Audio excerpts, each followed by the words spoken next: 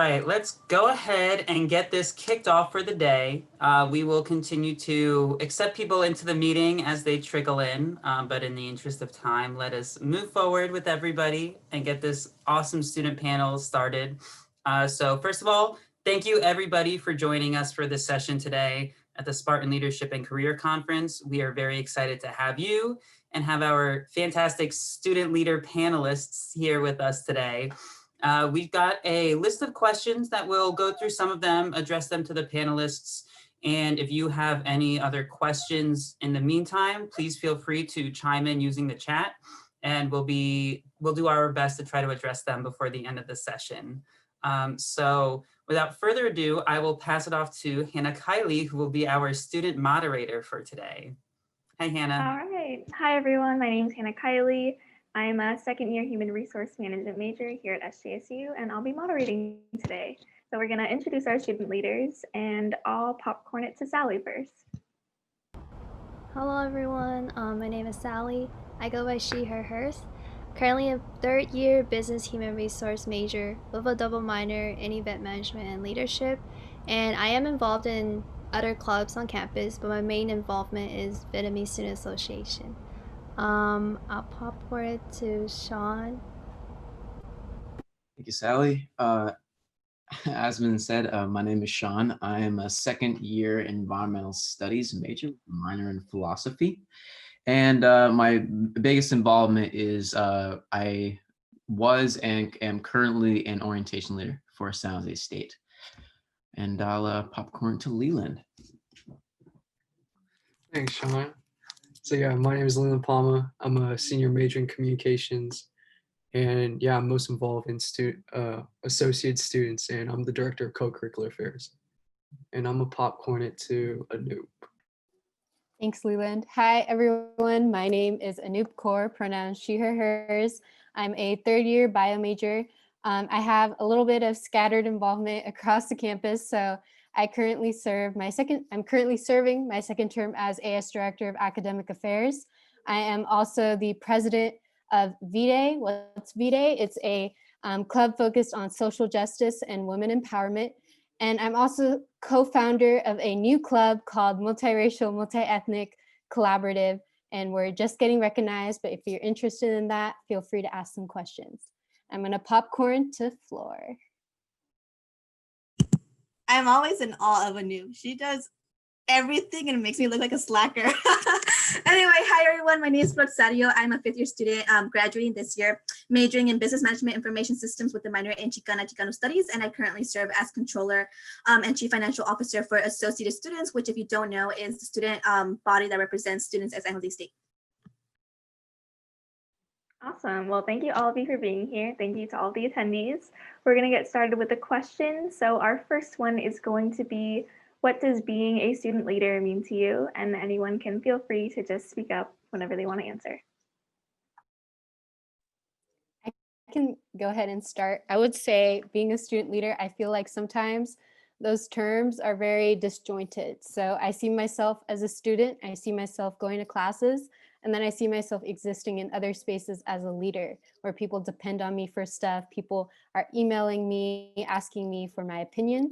And so when those two terms are joined together, you know, sometimes you have to recognize I'm a student in this space.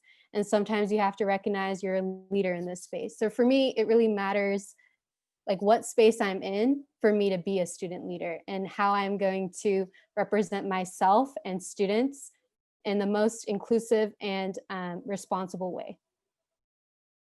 I guess for me, being a student leader, whenever I think about it, the first time I heard what being a student leader, what the term is in a way, I always thought, hey, like I have to be super outgoing, I have to be like this and that, right? But there's really no such thing as there's no such thing as one type of leader.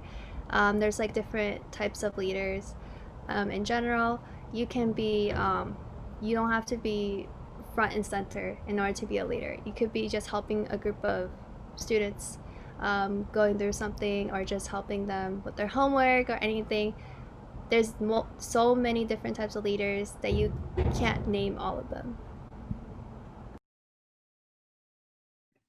That's really a terrific point that you two have displayed. I definitely say that when it comes to student leaders, I'm really glad that Anoop definitely differentiated it, because people can be leaders and not be a student as well. And you're like, it's really important to also separate the roles, because they can both be kind of confusing. It can kind of seem like you have a responsibility to only help students, which is again not only what you do as a student leader. But in general, it's really just taking interest in more than just a simple role on campus, and also being a role model for students around you. So, and again, being a role model is really all you have to do in order to be a student leader. There isn't much more to that. It's really just being what you think other students should be, and really just setting that example. And it's really not more complicated than that. Just really this, reach out and be the example. Amazing answers. Thank you all. And we're going to move on to our next one. And this question is, what have your experiences outside of the classroom taught you? I'll be happy to take this one. I think for me, one of the reasons why I'm such a huge advocate for students being involved in one way or another is because I truly believe that when somebody, gives them permission to be involved, it revolutionizes your experience. I think for me, my first 2 years on campus, which is really funny because anybody who knows me knows that I'm like the biggest Spartan fan. Like I dare y'all to find anybody more Spartan spirited than me. But that was not the case my 2 years. And that's because I would go to class and then my apartment, class, apartment, class, apartment. I was bound to not feel that sense of connection with campus, right? And so I really do think that the most valuable lessons, and this is a big statement, y'all, I think the most valuable lessons that I've learned have been outside the classroom. And I think that my experience, my professional experience, be it with associate students or prior to that, my involvement was with an organization called Grupo Folclórico Unaisol, really just pushed me to become the person I am now. And I think one of the really cool things about college is that you introduce yourself to your future self, if that makes sense, because the student that you are when you arrive as a freshman, it's not going to be the person you are when you graduate as a senior. I can guarantee you that. But I think that really happens when you give yourself the opportunity to go. It's uncomfortable at first, but give yourself that opportunity to be uncomfortable. Y'all, you did not pay $4,000 twice a semester to just go to class. And I'm telling you, San Jose State has so many opportunities for that. And so I would challenge all of you. Like I said, there's not one single way to be a leader, but it all starts by giving yourself permission to go and learn new stuff and meet new people and put yourself in a position that you would normally not put yourself in, because that's when you really grow. Adding on to that, yeah, thank you, Flor, for that, because literally my experiences outside of class has definitely shaped who I am and who I've become as a leader, and like being able to be comfortable in my own voice. So taking the time to say, join a new club, like talk to someone new, really helps you find, like really gives you some direction to like what you're doing in college, what you're doing in your life right now. So Yeah, and I would like to say Flor and Leland covered it really well. The only thing I want to add is that, the most like beneficial thing I got from getting involved are mentors. I didn't have mentors before, and it's really hard to like approach your professor and be like, can you mentor me? Like I didn't really know how to do that. But as soon as I got involved, there are all these people who are just supporting me, and that's when I found like my mentors I have today. Completely agree. Holy moly. It's strange because it seems like at times you learn a lot more outside the classroom than you ever really learn inside the classroom. And the way I kind of viewed it is that when like classes give you the resources necessary for your success, but they're not the ones who are going to kind of convince you to use them. College is supposed to be a safe space to incorporate those resources for, for your life. Because again, that's the whole point of college. It's a huge growth experience, and it's really that crash course to lead on to the future. And like when you view it that way, you realize that, oh, this is a huge summer camp in which I can explore myself, and it's really incredible. Yeah, y'all definitely nailed it. Yeah, those were awesome responses. I really liked all of them. All right, so moving on to our next question. How have you been coping with additional stress and challenges during distance learning and the pandemic? For me, in terms of, I find myself during COVID, especially right now, that I tend to put more stuff on my plate. Just because, you know, it's really accessible to go to like many club meetings or other things because it's so accessible, right? I realized that, you know, I have to take time for myself. Really being aware of myself as well. Yes, you can be as busy as you want, but how are you going to, you know, do the work if you don't take care of yourself first? Really putting yourself first.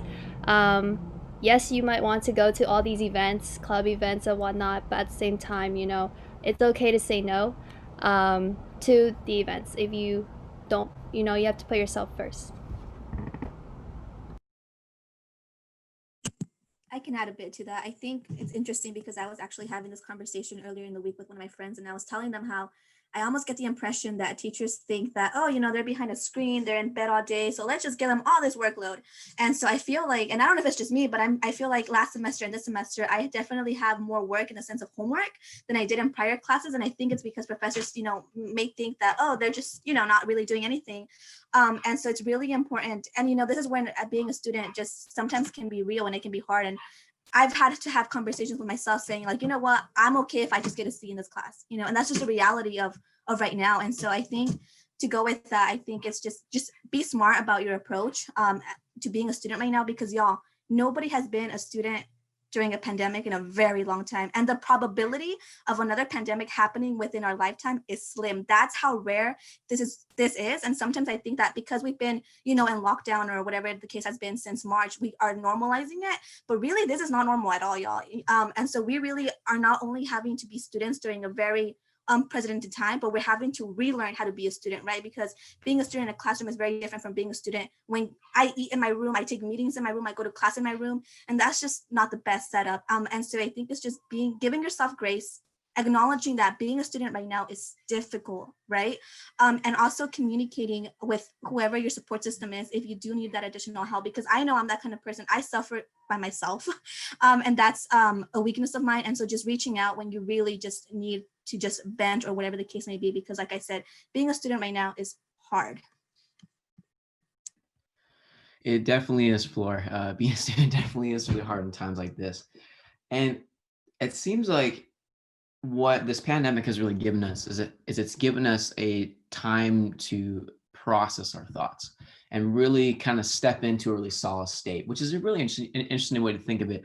While as atrocious as it is, it's really important that also to step away from that mentality of a student. And again, I mean, people have mentioned self-care in the past, but really give yourself time in the day to process your thoughts and think without any distractions. Now, I don't mean sit and watch Netflix all day.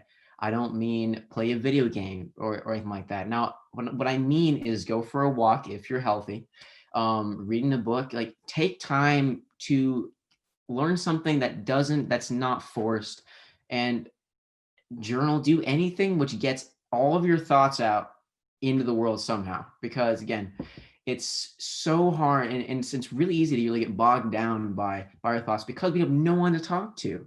I mean, like, sure, you have your parents if you are fortunate, you know, to live with them, or you maybe have your roommates, or you have someone around you, but you've lost that rock of yours, which is whether you're friends or classmates, anything like that.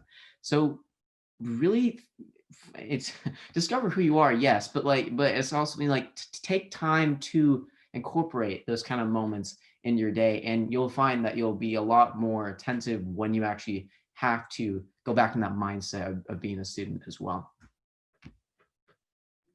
Yeah, learning something new definitely helps you break that constant cycle, logging on to Zoom, sitting down, doing your Zoomings every day. Was like maybe cooking a new recipe or like stretching or just like yeah, just like or learning anything new.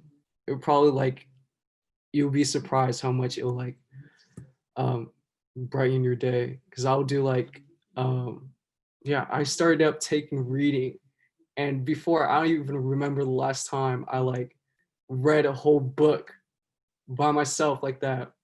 And I was like, you know what, like I'll just start off reading 5 pages a day, it was kind of like, it was just something new. It was like, you know what, like this is actually not too bad, and I'm like learning something. So yeah, learning something new will definitely help you throughout this different time right now. All right, those are really good responses. I agree with all of it. It's really hard to be a student right now, but we're all getting through it. Okay, our next question is going to be, have you experienced any anti-Blackness, racism, or other discrimination, whether it be in your life, social, personal, or during school? I can go first, like might as well. Yeah, so for the racism part, like before coming to SJSU, I played baseball at De Anza. And so playing baseball, I would see like on my baseball team, there weren't that many like Asian people on the team, right? And it was like really, really hard. Like there would be sell things and it would be like with the coaches, just like he would only cater to most of the people, most of the cultural beliefs on the side of majority of the team. And so I definitely see a lot of like discrimination playing baseball, going to different areas outside the Bay Area to play baseball. And yeah, that was my kind of first touch of racism and discrimination. You know, I've been taking a lot of space, but if I may answer this one as well, I think for me, one of the times that I really experienced it, it was actually on campus at SJSU, and it was I was a sophomore, I think. It was one of my English classes, and we had an assignment to write a paper about something that like is huge, causes huge debate. So whether it be like abortion or immigration, I wrote about immigration on the stance of being in favor of it.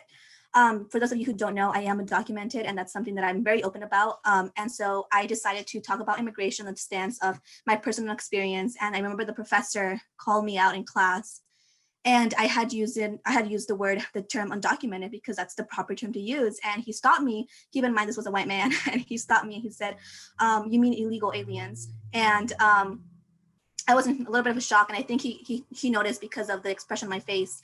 And he goes on to say, "Well, you have to understand, like if you come here illegally, you are an illegal alien." And for those of you who don't know, that's not a very good term to use because it's dehumanizing, right? Calling a human an alien, like that's not okay. And I think that's really the first time that I learned that just because someone has formal education and has this status and this label of professor doesn't necessarily mean that they're educated in the sense of the word, right? Because being educated goes beyond just being an expert in your field. It's about being socially aware and understanding the issues that are going around you. So it really affected me, but I think at the same time, it really taught me that there's always going to be somebody out there that is not gonna, that's just not going to be the best person to be around with. And I think that it's a matter of picking and choosing your battles.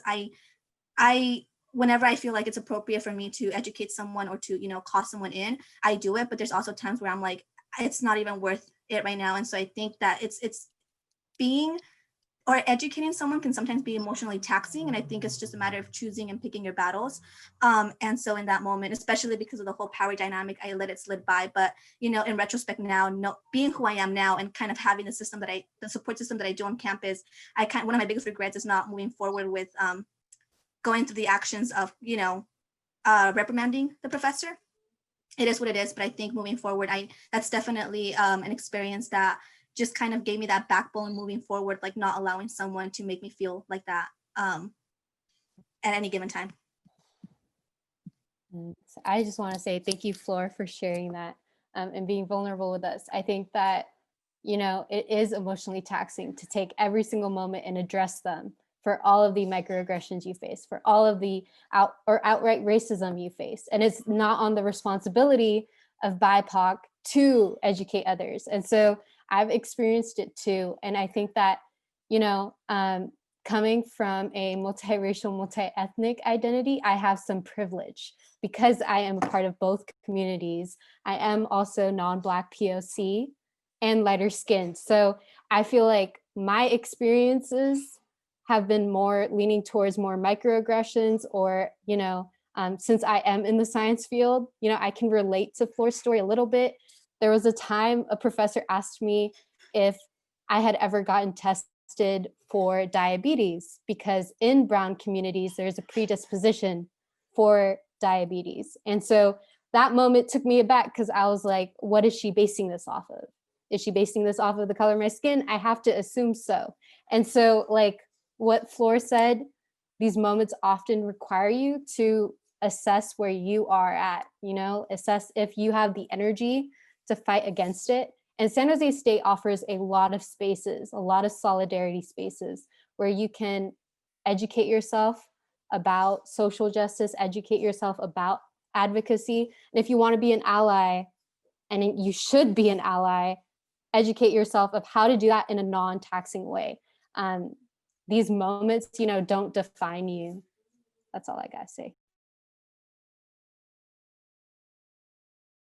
Yeah, that was awesome. Thank you both of you for sharing. It's a hard thing to share stuff like that because it's really impactful. And then going along with that question, this last one is going to say, how can we incorporate inclusive leadership into the work that we do as students? I would love to take this one, if we could. Thank you. I think it's very clear, especially now, this time, that there's a lot of hate and a lot of noise in the world right now. It's really hard to think, and it's really hard to really know what information is not only kind of correct and valid, but also what people you can go to make you feel safe as well. I also recognize that I've definitely recognized over the last year my privilege as a white heterosexual male, and really how much that really impacts also the way people view me as well. But when it comes to that, I've personally made a lot of mistakes throughout a lot of the social justice movements, either out of ignorance or of just lack of information. But what's really important about that in corporate inclusive leadership is when you do make a mistake, it's a willingness to listen. That's really, really important. And not just listening, it's also when you make a mistake, as we all do as individuals, it's really important to fall forward, as Denzel Washington has said in his speeches before, and how it's really important to really consider how you are going to grow from all these experiences. Because again, I don't think people should be castrated for making mistakes, but what they should be, again, is as long as they're willing to have that conversation and grow from that, I think that's incredibly beneficial. So when it comes to inclusive leadership, it's really accepting that people are going to make mistakes and helping to educate them and helping to have that not discussion or debate, but having a dialogue with them about what they believe and maybe the benefits, the pros and cons of that belief. That's really important. So getting it all out in the air is probably the biggest form of leadership and development that I can definitely suggest and kind of say.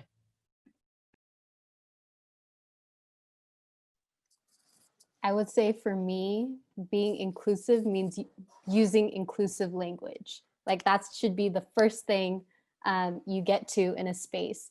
And so ways you can show up and do that is, say your pronouns when you introduce yourself. Instead of you guys, say you all. These little things just make a space more inclusive to the community.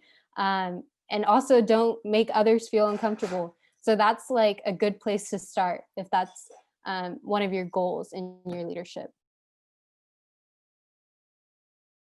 Awesome, thank you guys. They're definitely really good things to take into account.